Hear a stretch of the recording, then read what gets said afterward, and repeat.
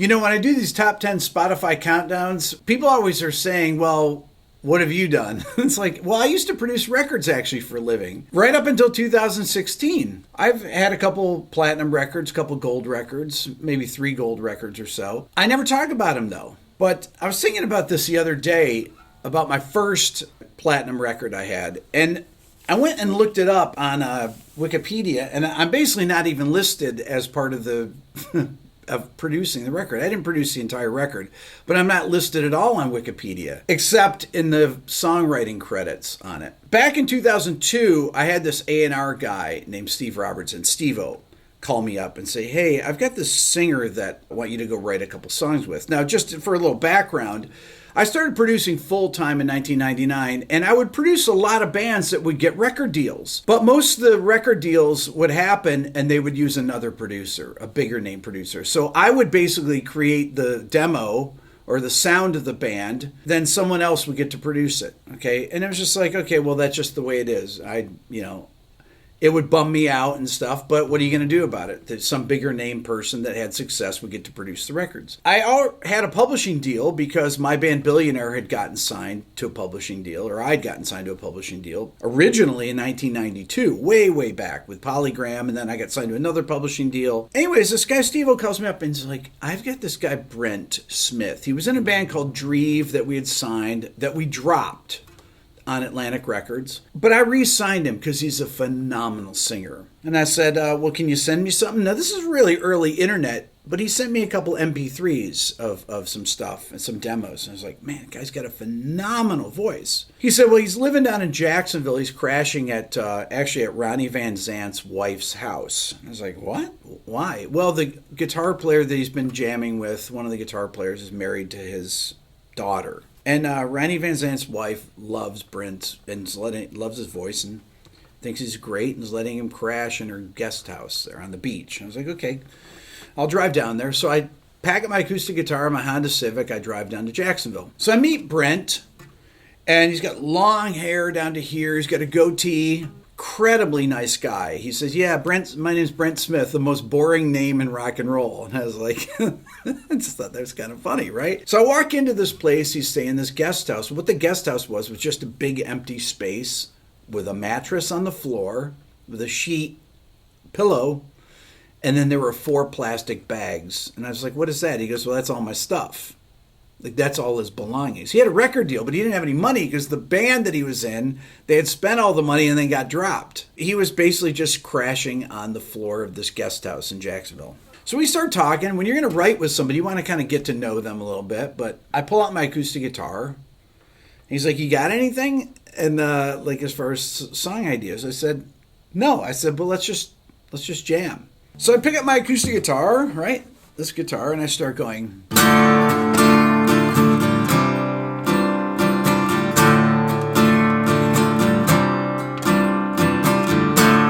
And literally, he came in singing the first verse. Right off the top of his head, he just sang this. Hear that weird chord there?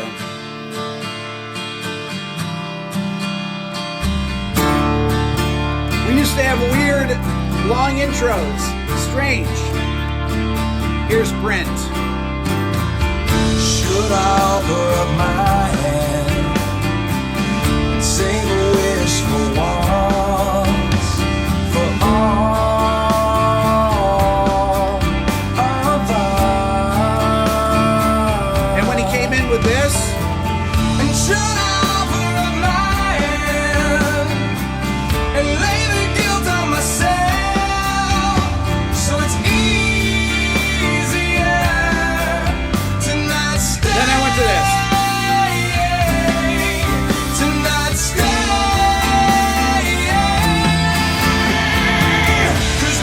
So we literally improvised that whole section right there. He came up with the lyrics on the spot, first time through. He had a cassette player going, and I said, did you just improvise that? He said, yeah. I could not believe it.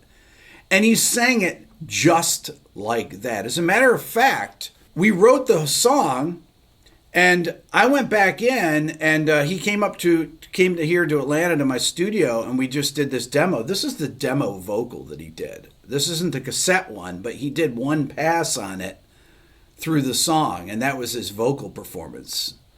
And then I put it like a double, and then he did the harmony part on it. One of the interesting things is like he says to me that he goes, "What is that second chord you're playing?" And I said, "Oh, that's like a C major with a 9 and the sus4." And he goes, "It sounds really cool. It's very moody sounding." He said, "It just immediately inspired me when I heard that. I've never heard a chord like that."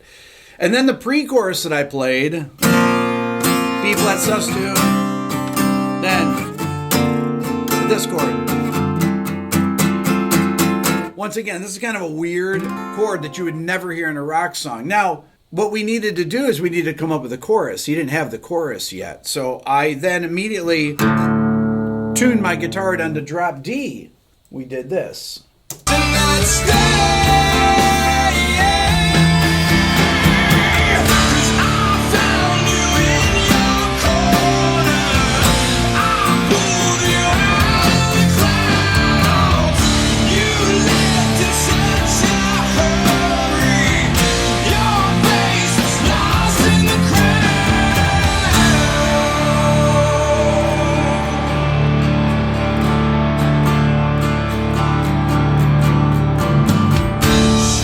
So that was the song, Lost in the Crowd. You can listen to it on Shinedown's first record. It started out just as an acoustic song, but obviously it was a rock song. And we played it over the phone to Steve-O, and he heard it, and he said, "Keep going." Before we go any further, I just want to say, since I never do this in my videos, to please subscribe to my channel. I never asked that, but I'm starting to do that now. And if you want to support the channel, you can buy something from my store, like my Beato book, my ear training course, or my quick lessons guitar course. That helps support the channel and keep it going. Or you can actually just make a donation, and I'll leave the links below. So we continue to write songs. We wrote, I think, like 3 songs for it. There was that Lost in the Crowd. Then there was a song, In Memory, Stranger Inside. Then there's a track I produced. I think it's called All I Ever Wanted. Then there was another song actually called Leave a Whisper that didn't make it to the record, but I thought that was one of the best songs. It's this. To show you what to do. Leave a whisper here for the dearly departed, and treat a bag of fools here for the broken hearted.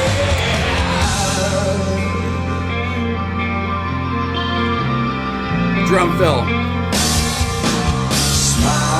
So the band comes up to Atlanta. I had these demos, these basic demos. They come up, we track the songs. Here's some pictures from the tracking that are pretty hilarious of the guys at Tree Sound. We spent probably, I don't know, I'd say a week tracking the stuff.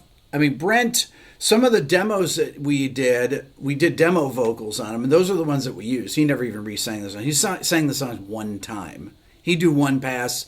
No punch-ins, nothing on this stuff. I mean, he was such a good singer. The rest of the record had been done. I think all the songs were by Bob Marlette. Maybe one song was by Tony Battaglia. 45 was the song. He had written the song with Brent, and I think they used his version. But the front half of the record was mixed by Andy Wallace. So Andy Wallace, who's one of my favorite mixers of all time, mixed all the songs that I didn't do, which included Fly from the Inside, which is a really great mix. So all the mixes that I had heard up to that point sounded phenomenal. So the label had me go work with Randy Staub up in Vancouver. Now, for those of you that are Metallica fans, Randy Staub engineered and mixed the Black Album. So I went up to Vancouver, just me. I brought the tracks, the 4 or 5 songs that I did. I brought them up there.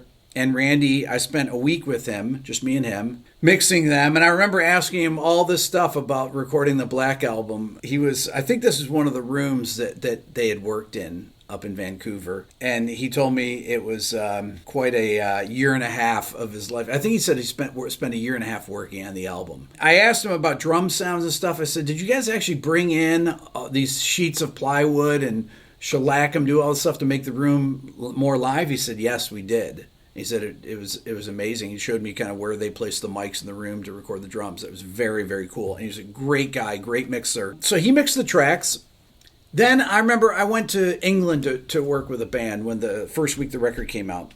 And the A&R guy, Steve-O, calls me up. So this is, I don't know, 8 months later or something, the record came out. And the first week of SoundScan comes out. And I said, how'd it do? He goes, 6,700 records. And I thought, wow, that's pretty good.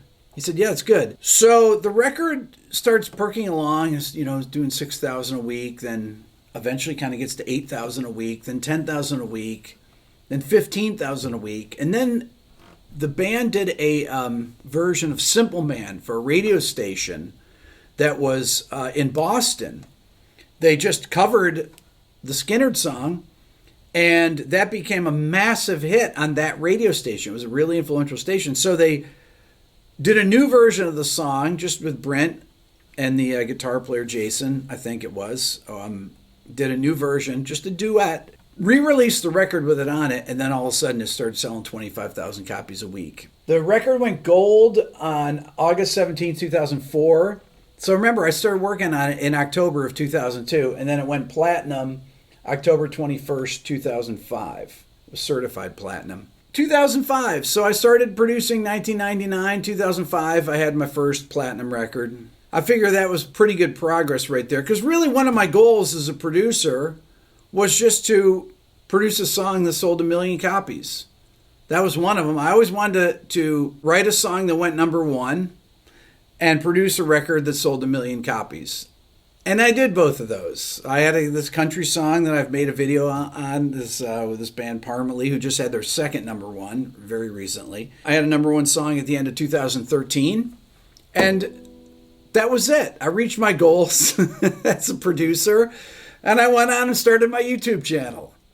So this is my way of kind of giving back from that. But the idea that, Rick is an old guy and everything. I hear so much of that when I'm talking about Spotify and everything. It's like, yeah, I was producing records up until 4 years ago. Most of the people that work in the music industry that are actually the mixers and the producers, a lot of them are in their 40s and 50s. Some of them are even older.